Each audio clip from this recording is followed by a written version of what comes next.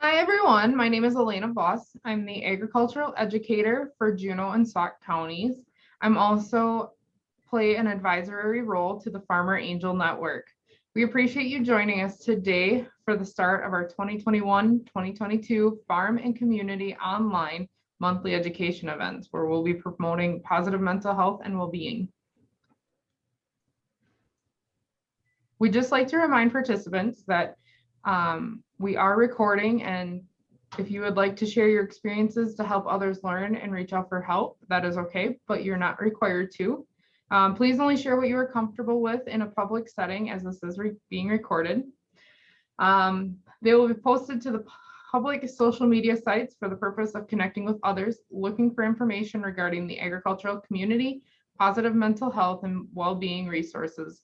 At any time the fan members and or the presenter feel a learner needs additional support or resources, we will reach out and provide information post-session. So all of these sessions will be shared on the Farmer Angel Network's YouTube channel. I would like to pass it over to Vicki Meinholtz for a moment so she can share a little bit on her experience with Farmer Angel Network and her thoughts. So with that, Vicki, I'm going to let you speak.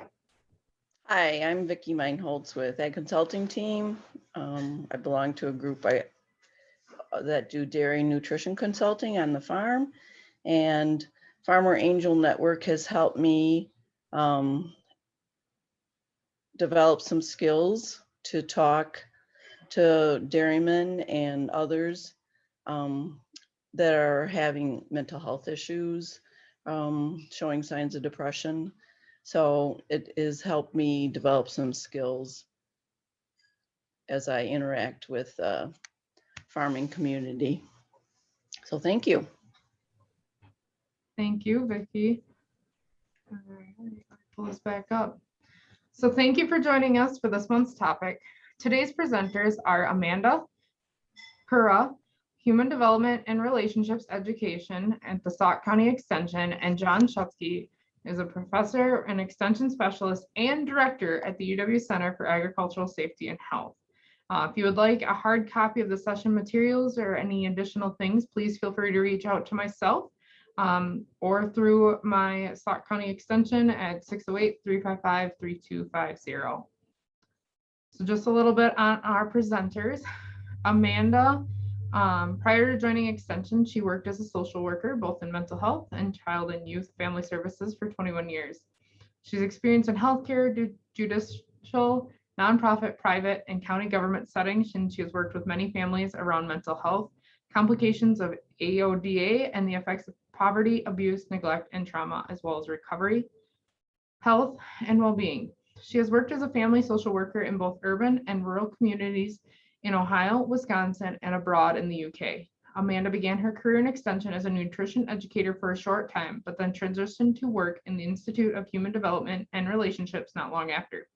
She continues to use her experience to program around family engagement, financial security, and behavioral health. And then John is an extension specialist with the College of Ag and Life Sciences with the University of Wisconsin-Madison. His extension and research activity over the past 30 years has focused on farmer and family health, injury prevention, and stress management. John also teaches classes at UW-Madison. He grew up on a family farm in Northwest Indiana, where he experienced the struggles and the beautiful things connected in living and working in the rural area. John leads programs and works with partners from a variety of state and national agencies, agricultural groups, and extension colleagues. Thank you both for joining us, and the table is yours. Thanks, Elena. Sorry to panic you there, John. There's no room. I'm going to go ahead and share screen here, and hopefully I'll do that flawlessly. All right, can everybody see the slides there for WeCOPE? Excellent. Perfect. And I want to just check my sound as well. Everyone can hear me okay? Sound good. Good. Awesome, good. I'm in a different room today, so. All right, we just want to do a little introduction of what WeCOPE is. Today, we're going to present a slightly different adaptation, but WeCOPE in and of itself is a health and well-being series that was based on the work of Dr. Judith Mauskowitz in partnership with UW Extension specialists and educators. And it's been shown to reduce stress and depression, as well as increase positive affect and improve health behaviors. So currently, that original WeCOPE series is being done by some of our colleagues in Extension, a number of our colleagues in Extension, and is being supported through SAMHSA, which is a mental health, a national mental health group, through their Rhoda grant program. And that grant program is covering that work until August of 2022.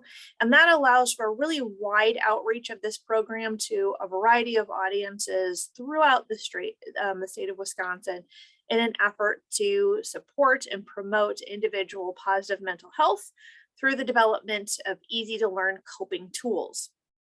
John and I are specifically going to work with you on one session within that series. And that session that we're showing you today, that you can see up on the screen, is an adaptation of the original curriculum that we're supporting, that we're doing as part of some grant work that's being supported by the Wisconsin Department of Agriculture, Trade and Consumer Protection through a very generous grant provided by the USDA. And this effort specifically addresses farm mental health, the farm mental health crisis that we've been experiencing for much longer than we should be.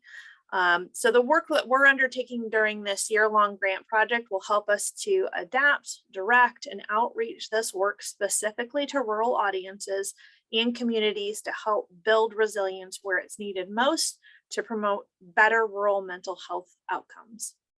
So the session we're covering today is the second in that 7-part series, and it's titled Gratitude, Noticing and Savoring. And although not all of today's session is necessarily going to apply to you as a new audience to this program, we thought that this session was the most appropriate to the time of year that we're in. And it's just a really nice topic to discuss when you're discovering this program for the first time. So if you really enjoyed today's session and you'd like to explore the full 7 weeks, then we'll provide you with an option to do that at the end of our talk today. So I'm going to go ahead and advance us into, so you can kind of see in that first slide what all 7 of those sessions would look like. The first topic in this session would be personal strengths. That's where we would start our conversation out, moving on to gratitude, noticing, and savoring, which is the topic, again, that we're going to cover today. The third in the series would be mindfulness. The fourth would be emotional awareness. Then we'd be moving on to positive reappraisal, and self-compassion and acts of kindness would follow. And then we would finish the 7-week series with talking about attainable goals to help move participants on to be able to sustain the work that they've did over the 7 weeks into the long term. Now, this particular lineup, the way that we have it set out, is specific to this adaptation. The way the skills would look in the original series would be slightly different. So I just want to point that out.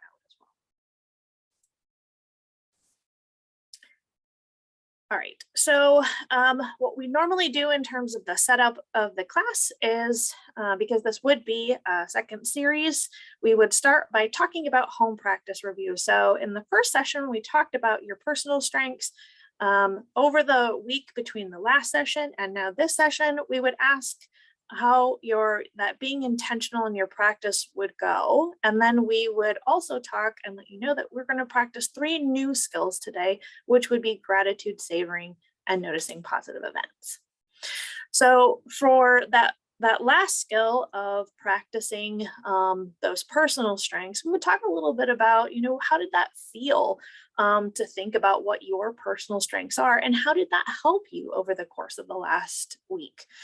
Did you discover any new skills or talents that you hadn't previously considered? And in the last session, we would have done some practice so people got the opportunity to try on what that looked like. We would have introduced some words to be able to do that.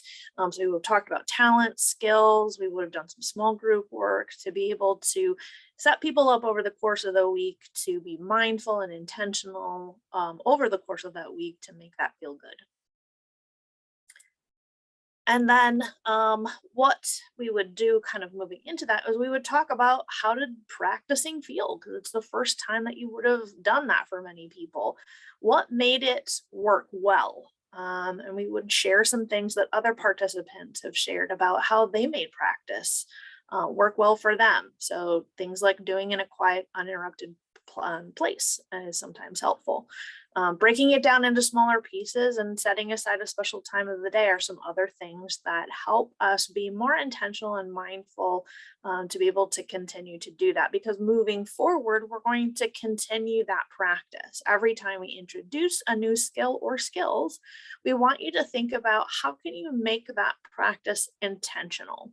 How can you continue to practice it? Because we know that being able to be intentional and continue to be mindful and practicing helps you to solidify what you're doing, and it helps you build those positive coping skills over time. And it certainly helps you do that over the course of the 7 weeks.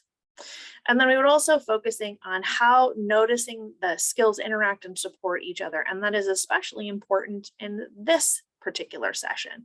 Gratitude, noticing, and savoring all go together really nicely. And you'll see that as we go through today's session. We also want to talk about and give space for talking about how the practice can be hard sometimes. We know that some people, especially in your first week of doing this, it might be hard to set aside time to be intentional. So we want to just give space to say, what was challenging and work out, what were some of the things that made that challenging. We also want to make sure that people feel like they're not being too hard on themselves. If we spend time like shoulding ourselves, I should have done this, or I meant to, sometimes that can make it hard for us to continue to try to want to practice. So we just give space to talk about that. We make sure that we're giving ourselves grace and letting ourselves know that it's okay. It's not meant to be a burden, the practice. It's meant to just be there to let us know that we want to try, we want to do our best, that this is part of building coping skills, just like exercising a new muscle. The more we do it, the better it will get, but it's not meant to be burdensome or difficult. And we want to do our best to try without creating stress in the practice. So I'm gonna hand it over to John. Yeah, thanks, Amanda. I just want to do a sound check on myself. Am I doing okay here? Yeah, sounds good. Good. So we're going to begin with obviously skill number 2. We would hope that you would maybe come back and join us in the future with some of the other 7 skills or the 7 modules. But I want to begin with talking about gratitude. And gratitude is something that I think really comes pretty naturally to many people in rural and farming communities.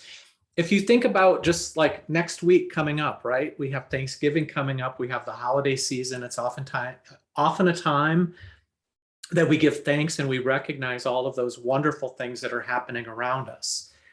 We define gratitude as a feeling of thankfulness and appreciation. This is thankfulness or appreciation that can be expressed to another person, to something or someone that you believe spiritually, or even to inanimate or non-human objects. I think often of my time growing up on the farm, being thankful for and to the land that I grew up on, the animals that my father and I raised as part of our work on the farm. And I think what's really special about this in terms of bringing this to you as a first skill, we do it naturally. Many of us are churchgoers. We oftentimes engage in prayer, at least maybe before meals or at bedtime. You go out and you look at a new calf that's been born and you feel the wonder and the thankfulness for that. So it is something that we think we can kind of build on naturally. And the other thing that I'll just say in this, a lot of what we talk about are things that are probably pretty common sense. What we hope to do is to turn your antenna up a little bit so that in the future, like in the next week, you're able to amplify and practice some of these skills that we'll be talking about. Amanda, if you go to the next slide, one of the things I think is really important, and Amanda talked about this in the introductory slide, is everything we talk about, all 7 of these modules are grounded on research. We do know that the research associated with gratitude suggests that if you practice gratitude, for example, keeping a gratitude journal, or some of you may not journal, but you may post things that express gratitude on a Facebook post. We know that helps to decrease negative emotion. And anytime you can decrease negative emotion, it has a natural increase in positive emotion. We also know from studies who people who have experienced serious chronic illness, also students and other groups, that expressions of gratitude can help us physically, leading to fewer physical symptoms, aches and pains, or chronic pain, and some of the other things that we commonly deal with, particularly as we get older. We also know that gratitude and expressions of gratitude has a pretty dramatic benefit in terms of increasing sleep quality. And then finally, gratitude leads to an increased satisfaction with our lives. So what we want to do is we want to engage in a little bit of practice, knowing that these things are so very helpful for us. So if you could go to the next slide, in a moment, we would like to break you up into small groups, probably of 2 or 3. I want to go through this slowly so that when you get into your breakout room, you understand the directions. What we'd like for you to do is to think back at the last day or 2 and identify maybe it's 2 things that you feel a sense of gratitude, that you're grateful for. If you can't think back to something that happened today or yesterday, you can go back as long as you want to go back. But the idea is to think about something profound in your life that you're grateful for. They can be small things. I mentioned profound. It could also be something really small. The sunrise that you saw this morning, or something else that happened in your life. These could be everyday activities or things that you might not otherwise pause and take the time to think about. What we'd like for you to do is to identify that thing with your small group, that thing that you're grateful for, and then talk about it a little bit in your small group. One of the things that I want to differentiate, we're talking about things that you genuinely are grateful for, not things that you should feel that you're grateful for. I think of an example on this, Amanda.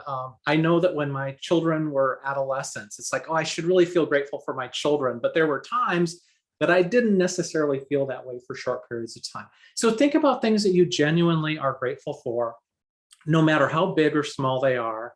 And then what we're going to do is come back and talk a little bit about how that conversation felt. I think with that, Elena, are you going to break us into groups? I certainly can. What do you want to have it broken to? We have 10 people on. I think if we do groups of 2, that will be good. Before we do that, does anybody have any quick questions about the instructions? Pretty straightforward, right? All right, I will send us. All right, thanks, Elena.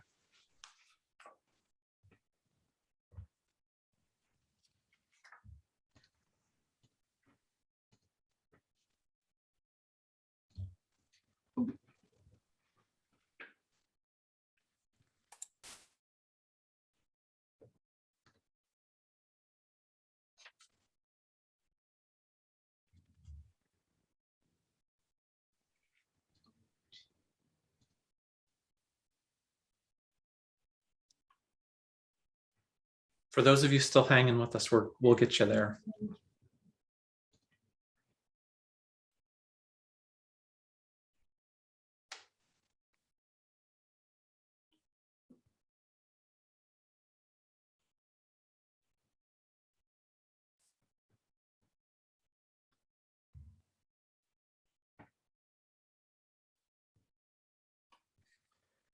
So Elena, with some of us still in the room, does that mean that people just opted not to join those breakout groups? Yes. Okay. And I think Sue had shared that she can only listen today. Oh, okay. So I'm gonna move this one to 4.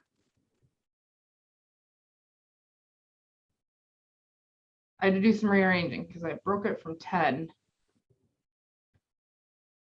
Okay, so now we have everybody in a room. Now everybody should be at least in a room that can be in a room. Gotcha. Sue and Dan, if you guys want to share with us, you guys can unmute yourselves from this option. I see Sue said only listen, so, but if she has anything she wanted to share, she could. Yeah, she had put a share in the chat there. Oh. Oh, gotcha. And Daniel, you're welcome to do the same too if you're able.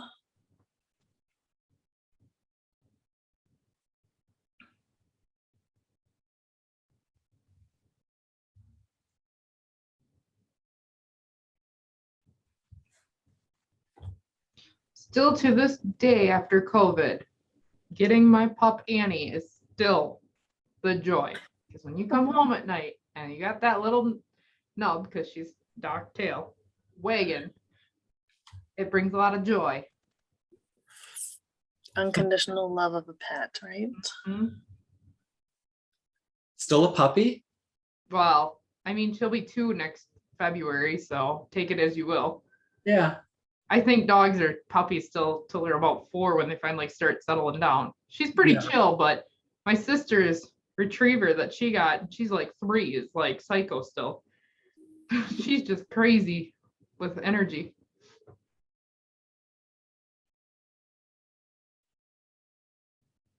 Yeah, my biggest thing remains the morning. Getting up. I love to get up early. I love it when it's quiet. This morning I lit a bunch of candles and I turned all the lights off as I was drinking my coffee. I was just like, this is like a perfect morning. And I just think that that like sets me in the right place and as I move forward in my day.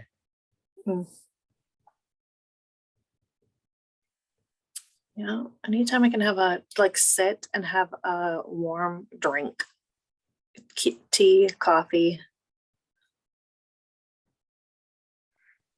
Wonder what that's about. That must be something. I'd be curious about that. Yeah, this time of the day it's tea with honey, and that honey's got a little bit of cayenne in it. Oh, Like a kind of warm up tea. Nice. Can't have too much cayenne. All right, breakout rooms will close in 54 seconds.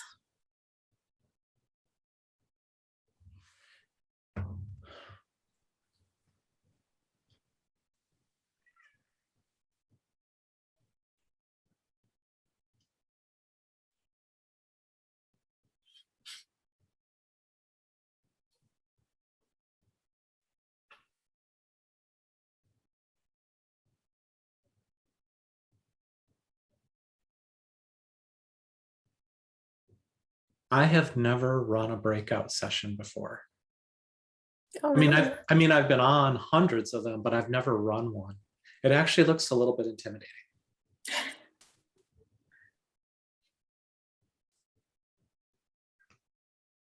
It's not that bad. it's not that bad. Sometimes it can go haywire on you though. All right. Here they come. All right, welcome back, everybody. We don't want to put anybody on the spot. If there's anything that was talked about in your room that you prefer not to talk about, you're welcome not to do so. But we would love to hear back from you. Were there any things that were discussed that you would feel comfortable sharing with the bigger group? And then I think part of that, we would like for you to talk a little bit, how did it feel to share those expressions of gratitude with other people in your room? And also, what are some things that you noticed as you heard other people talk about their expressions of gratitude? Would anybody like to start us off?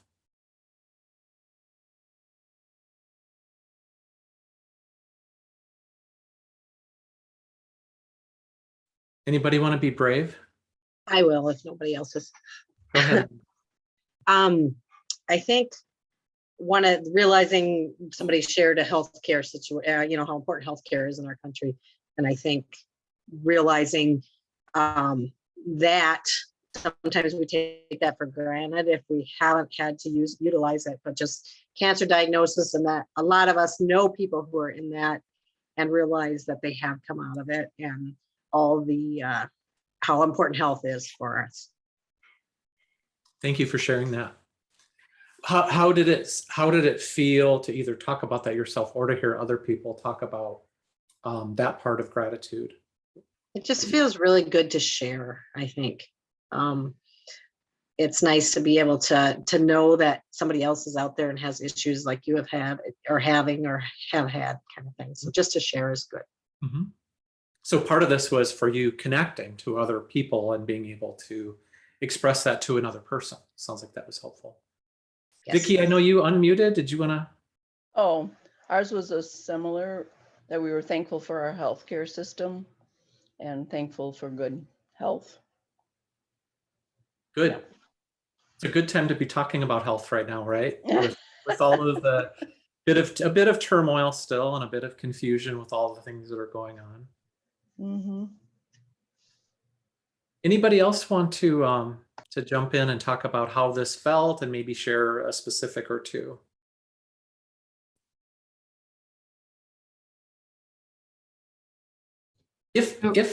Oh, go ahead. I was gonna say, you know, we brought up just simple things in our lives, like drinking a warm beverage or getting to see your pup when you come home at the end of the day. And how, you know, those little things can put a smile on your face or just make the day seem like it's gonna go right. As everyone starts drinking beverage. So I think that the idea with this is we all have so many things in our lives and we're always looking at that checklist, that to-do list out in the future. And sometimes we just don't take that time to reflect back on all the awesome things that are happening or that have happened. And that includes even during times that are super stressful. I think I'm just going to share with you my own quick personal story. We lost my father at age 81 on January 1st to COVID. Obviously an awful time for our family. It was an extended illness. But in the 8 or 9 months that followed that, our family coming together, supporting my mom, all of the things that we did together, our connection to the community, like it was just amazing how our community came together. And I'm extremely grateful for that. And it was something that I observed in the midst of all this terrible tragedy happening. And it is something that I think helped me, made me more resilient and helped to reduce my stress level as things unfolded during 2020. Let's go ahead and turn it back over to Amanda. Okay. So I'm going to talk a little bit about the next skill that we're going to do, which is noticing positive events. So we've learned from years of research with different types of chronically stressed people. So that could be caregivers, could be people with serious illness, or just people dealing with the loss of a loved one, for example. And what we've learned in these studies is that most of the time, even during extreme stress, people have the capacity to recognize positive events and use these positive experiences to help them cope with stress. The positive events don't have to be big. They can be very simple, even everyday things. So for example, listening to music, getting a phone call from a friend, or even just watching a funny movie. Sometimes even just having a friendly interaction with a stranger, or like we said before, like a really good cup of coffee, can all be just positive events that can change the script. So small events can have big impacts. That cup of coffee or the song on the radio may only last a very short time, but it can actually have a huge impact on your entire day. So what does the research say? So according to many research studies, being in a good mood, even just very briefly, can help your body's stress response settle down when you're stuck in really high gear. It can even interrupt you when you're caught up in negative thoughts that just kind of circle around like a wheel. It can also encourage you to explore and learn new things and make contact with new people. So all of these benefits can stick around for a long time after a positive event is done. The point is, positive emotions that come with the experience of noticing positive events can provide a momentary break from the stress. So they can help you feel replenished so that you can help cope and return to a more positive state. And they can enable you to stay engaged in coping with the stress for a longer period of time. So as a lead in to our final skill that we'll be talking about today, savoring, I think you can see from Amanda's conversation about noticing things. If you are going to create expressions of gratitude, it is also helpful to be able to take the time to notice things. When I think about noticing things, I'm often thinking about using all of my senses, not just seeing things or listening to things, but really using all of the senses that I have. The cup of coffee that we talked about, we're using maybe our sight, definitely our sense of taste, and even our sense of smell, maybe even the sense of hearing when my wife grinds the coffee in the morning. So that relates to our final skill, and that is as we notice things, not just noticing them quickly in passing, but having the ability to actually what we call savoring those events as they occur. The idea of savoring is to begin to really capitalize on these good things that are happening by slowing down your life a little bit, taking the time to focus on that thing that you are observing or noticing and you want to be grateful for. Again, perhaps writing it down as a way to amplify it and maybe share it with other people, including just telling somebody about that thing verbally. And also maybe something that will help you to revisit that moment in your mind as things get stressful again. Again, as I think about this in my own life, I take a lot of pictures, and I'm sure a lot of you, now that we all have, good cameras at our disposal and we can keep pictures for a relatively little cost, a lot of times we're taking pictures so that we can actually savor and extend that feeling of a family gathering. I know that in my case, the holidays are a big time for pictures. And again, there are other ways to do it. You can think of savoring as turning up the volume of a positive emotion, again, amplifying the events or the event that has occurred. And again, we find that amplifying positive events helps to create a more positive emotion, and it can also help us to adapt and cope with stress. So again, what we would like to do is to do a little bit of practice on this. What we would ask you to do, again, as we break into the same small groups of, I'm thinking it'll be 3 again, is to identify, again, something that has happened recently. Could have been today, in the last week, or even in the last month or the last year. And talk a little bit about things that you did that would maybe help or could do in the future to help you savor and amplify and extend that event. As you do that, we'll come back and we'll talk a little bit about how this connects to some of the other modules of WeCOPE. But for now, does anybody have any questions about what you'll do in the small group? If not, Elena, could we go ahead and break for, again, probably another 5 minutes or so?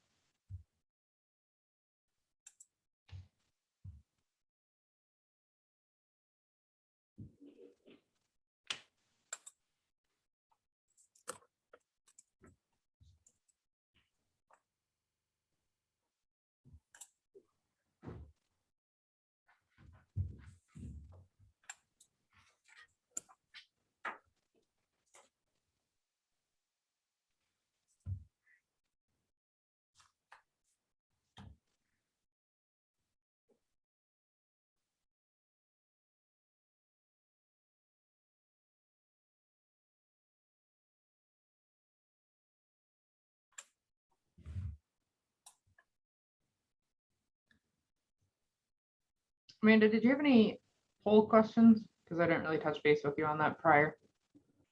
No, we don't on this one.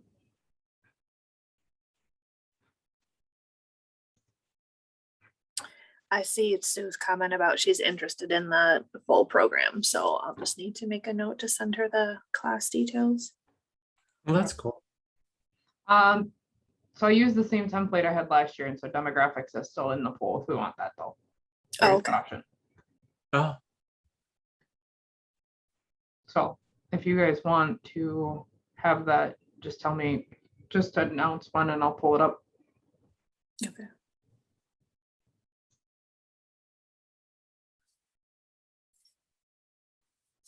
do you think that this would work more? Well, I guess it depends on the size of the group. Would this work more naturally just doing it as a larger group?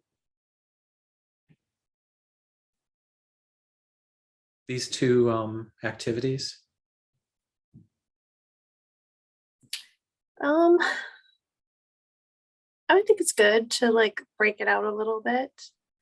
I think sometimes due to a lot, like it's just easier to stay in a large group and then we don't give people the opportunity to talk to each other on Zoom enough. Mhm. So well, I think it's okay. Okay.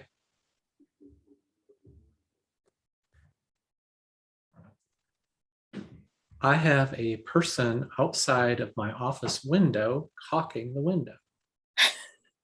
Not at all distracting, I'm sure. No.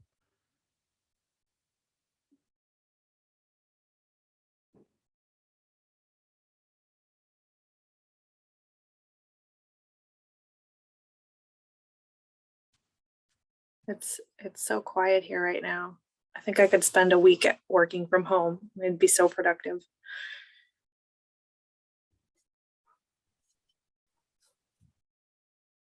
How many do you go on campus, John, right now? As we speak, I'm home. I'm in typically 2 to 3 days a week. Oh, okay. Yeah. I have mixed feelings. I like both. I like the variety. Yeah. I'm grateful that I can work at home when I want to.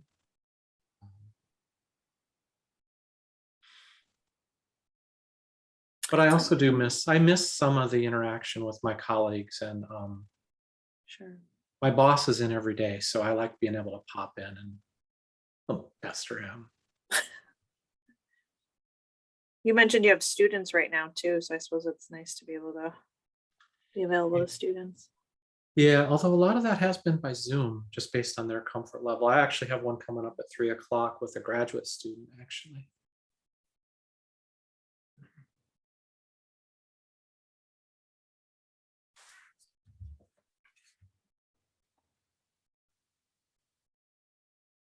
All right, I'm gonna close in a minute here.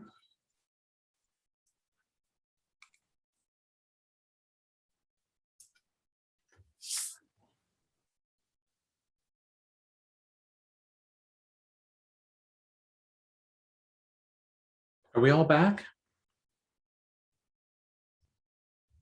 I think so. So in just a minute, I would like to invite you to think about, again, or to share that thing that's happened or that you've experienced lately, and talk a little bit about how it felt to talk about that, and perhaps some things you could do or that you did do to sort of amplify and extend and savor. I'm just going to give you mine here quickly. I was thinking about something that's happening during the breakout session.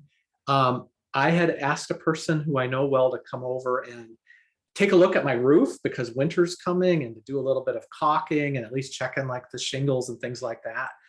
And as we were in the breakout room, he's outside, he's making noise, but I'm thinking like, no, this is a good thing. I'm listening to this work happening. I'm thinking about how good and secure that will make me feel, because I know that snowfall is just around the corner.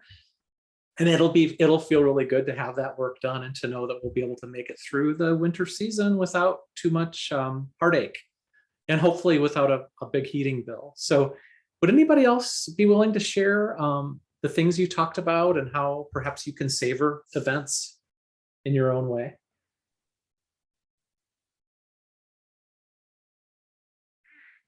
Linnea, I know you were brave the first time. I will do it again. Yes. We actually talked about vaccines and the fact that it has given us some measure to return to see each other, kind of thing. and allowed families to get apart or to get together physically, but also that Zoom in the past years has become almost automatic. So where we can't get together with our families, we still can see them and we can see that smile and those things that just savor the smile after you're off, I guess, because you know they're there and you saw them. What were those feel? Could you talk a little bit more about those feelings you had after you were first vaccinated and you know that initial set of feelings that you had? my initial was, well, I was very reluctant initially to do that, even though I know the whole thing, but it actually allowed us at work as a group to be together in the same room without the masks. I'm sorry, the masks are great. I know there's a purpose for them, but after a year or however long, it was just totally annoying. And even to try and put them back on now is hard. So I guess freedom from masks would be a really good thing that we didn't talk about that I would love to savor as well. Yeah. For those of you who are part of that conversation, what do those feelings, what does that feel like when you think back to that time? I'm guessing for you, Linnea, it was probably back in the spring or maybe early summer. Would anybody else like to share what those feelings were like? Well, for me, it was finally having, I work in public health, so it was finally having something positive to do for this pandemic instead of, you know, everything before that was, you know, very negative. And this was finally something positive that we could, you know, put forth to the community as, you know, hopefully a solution. Like it almost felt like a light at the end of the tunnel to some extent. Well, it did, yeah. Anybody else like to share? Including not only how things felt, but also things that you do in your practice of savoring these positive events.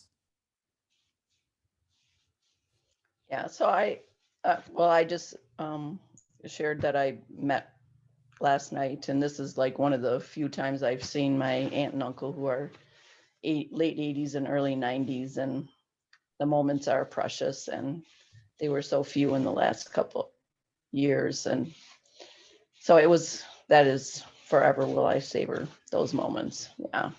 Yeah, because they're very special people. That's awesome. The other thing that I kind of talked about was just how to use this tool with the farms. The farm people that I work with is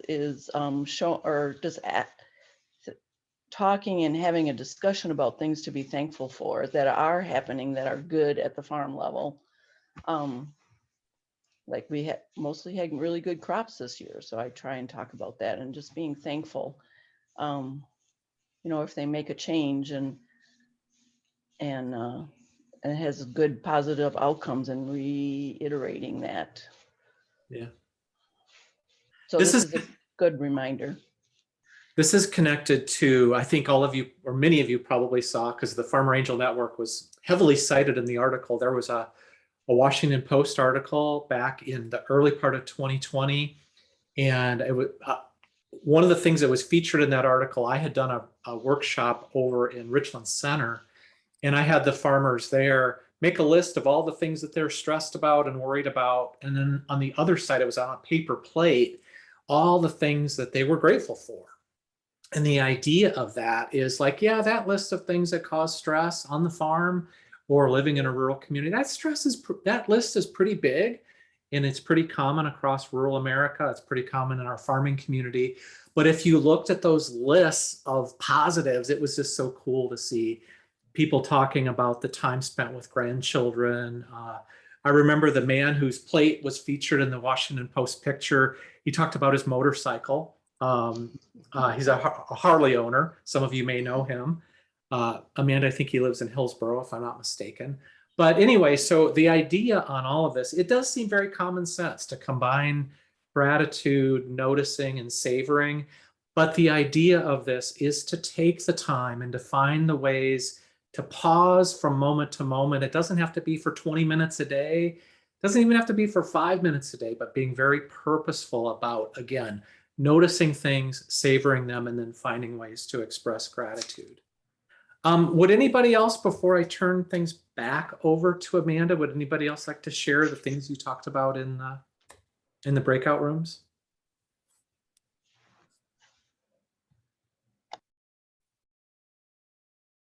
Okay, if not, Amanda, it's all yours. All right. Oops.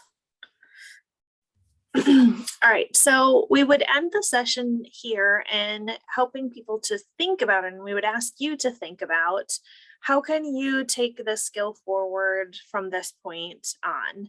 And in the 7-week series, we would be prepping to see you again in a week's time. So we're going to tease you into wanting to be part of the 7-week session. We hope that you'll outreach and do that. But if you think about, how can you practice these skills and be intentional in that as you move forward? A couple of things that we would ask you to do or to think about as part of this, as far as home practice or being intentional, is how can you observe gratitude? So some of the things that we're practicing as or thinking about when we work on this adaptation for our rural communities is how can we help create spaces for our rural communities to observe gratitude in a really open way and create intellectual space, intellectual communities to observe gratitude. So we're, as part of our practice, we'll be coming up with a way that's just a little bit more than journaling. In the traditional or the original curriculum, there is a journal that you would be observing something that you're grateful for. You would be kind of just noting that. We're looking at doing some photo journaling in an open space that allows people to take a photograph, post it, and then kind of comment what or why that particular photo was important, why they're recognizing that or grateful for it. You could do something similar in the meantime.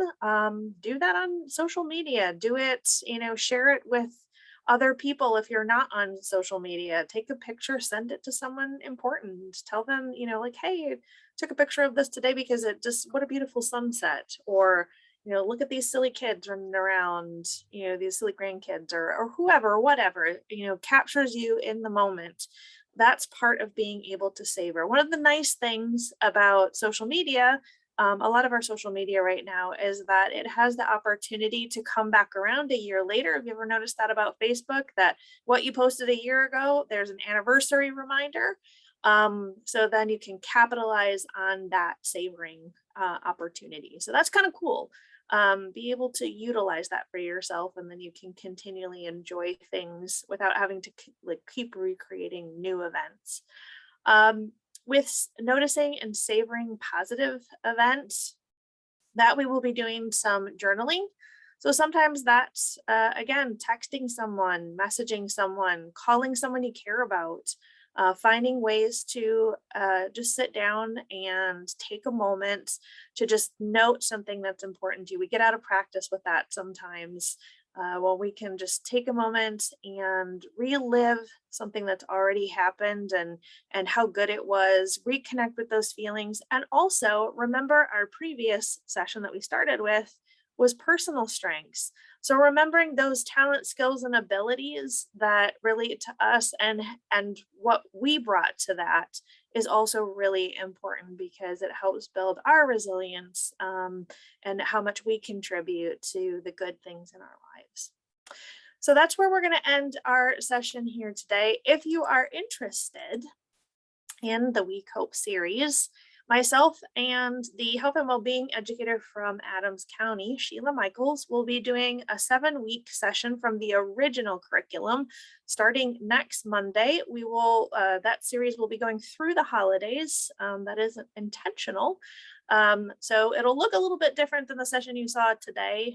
Remember, it'll go, so you can see kind of the cogs at the top there. The order will be a little bit different, but you'll get all the same skills. So it'll be Monday nights from 6 p.m. to 7 p.m. every Monday through January 3rd. So if you want to learn and build some skills to kind of help you through the stress and the chaos and the joy of the holidays, Sheila and I will be happy to have you. It's not too late to sign up. We can get the materials out to you and certainly spread the news. I will make sure that that link gets into the chat as well. If you have any questions about the series, certainly reach out and give me a call or an email, and I'd be happy to talk to you more about it. But we hope that you enjoyed this session, and we hope that you will continue to look out for the full adaptation of this series in the next year. Will you email that link out to Amanda? Yeah, absolutely. Okay. All right, thanks, Amanda. Amanda, I don't know if we have just a moment or two, since this is a new program and this is kind of a pilot. The first group that's really seen the first part of the farm and rural adaptation. I don't know if, could we just take a couple minutes to maybe debrief just a little bit? Yeah, we would. I think we would absolutely love some feedback from this group, just visually how you found it and what you thought of the content. That would be really great.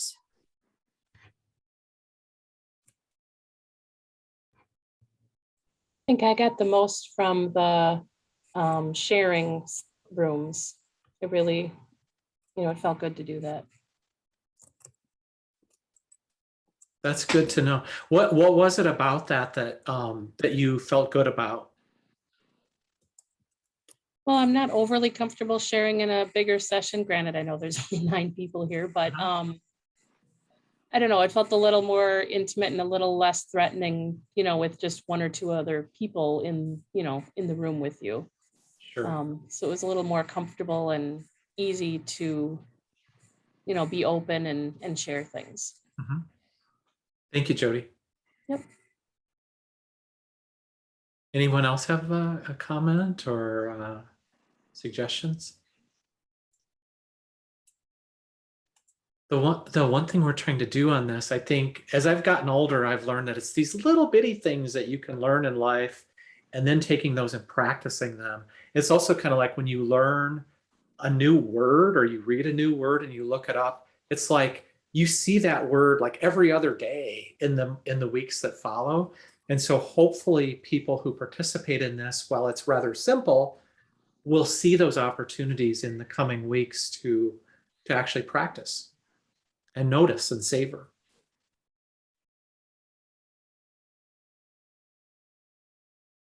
Amanda or Elena, any closing comments or? Yeah, I'm just going to pull up the last slide and you guys can add anything else you want. I just want to thank everyone for joining us today. We hope you'll join us for our next month's program with the Farmer Angel Network that is taking place December 15th at 1 p.m. It'll be Zoom again. And the presenter is Dan Smith. He's a farmer, a poet, and a Department of Ag, Trade, and Consumer Protection agent. So we look forward to hearing Dan's story and his sharing of his poetry as well. So looking forward to that, and we hope to see you there. Follow the Farmer Angel Network Facebook page for more information. And that is all I have. And I think I do Elena, have isn't he offering to give his book to participants? I believe there is an opportunity to win one of his new books, Ancestral, which will be getting talked about in the Zoom meeting. Quick question, when you mentioned the photo thing and posting, do people post on Farmer Angel Network website, Facebook right now as far as things to be grateful for? That's a super cool idea, Lene. Well, you said it and I'm like, wait a minute, do we do it? Because that would be an awesome thing as well with the sunsets and the, the corn, Yeah. whatever, Mm-hmm. Yeah, I love that idea. I think since we've sponsored it here, I think Farmer Angel Network, that would kind of support traffic. We have so many followers on our Facebook page right now. That would be an excellent place to kind of support it for right now and kind of encourage people to continue to kind of come to our monthly education as well. Yeah, I love that idea. That's a great idea. And we have talked about having some type of a social media or Facebook activity associated probably with each one of these 7 modules as we develop those. So if there was a way to partner, Amanda, that would be cool. Yeah, kind of moving forward, I think the goal is to really generate some energy around the curriculum, and then Farmer Angel Network wouldn't have to generate it itself. Mhm. But this is a nice way to get that going in the meantime. That's a cool idea. So I can throw a picture up there and put whatever on it kind of thing. Yeah, post like, I'm grateful for this, and we'll just kind of get it going. The other beauty of it is with all the controversy and all the negativity connected to Facebook and Mark Zuckerberg, and maybe we could like flip that and make it a much more positive. Yeah. Yes, yes.